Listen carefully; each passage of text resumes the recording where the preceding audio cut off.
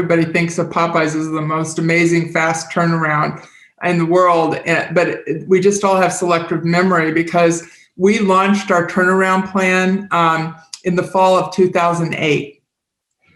So if you remember the collapse of Lehman Brothers or anything like that, complete economic crisis in the country, and our big ad campaign, all the money we were going to throw at it was September, October, November of 2008. So we went from a excited, vibrant, can't wait to put our plan into action to a freaked out leadership team that we had just spent our wad in the worst economic time in history.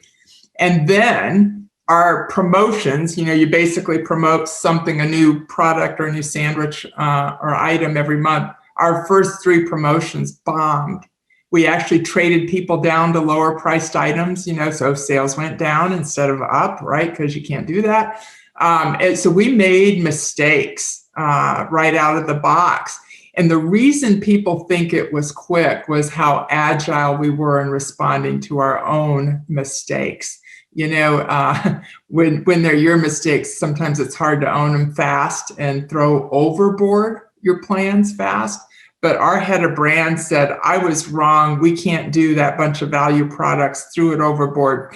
He admitted franchisees were right. We need to get up to these kind of price points to be profitable. We just overnight took our lumps, fixed it. And it was in the spring of 2009 that we started to see really, transactional business results, which is fast for a turnaround. 6 months when you've been in trouble for 7 years is fast.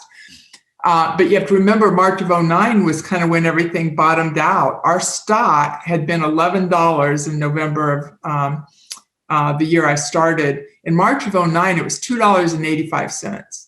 And so it was a really fragile environment. Now you really got to be successful because you're getting way too close to the edge of the cliff in the financial markets. And so we stayed highly agile, highly responsive, intense throughout that whole year until the fundamentals of our plan started working. So the fundamentals for us in this business model were we started really hitting it with new products. The new products started really connecting the dots. Our drive-throughs were suddenly dramatically faster because we actually bought the equipment for taking your order at the drive-thru. It was amazingly simple, but important to do.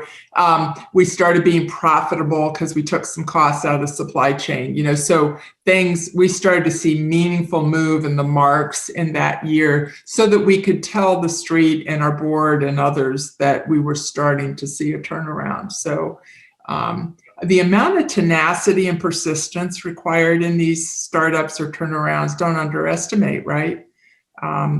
We had to stick through that when nobody would have, been comfortable saying it's a sure bet.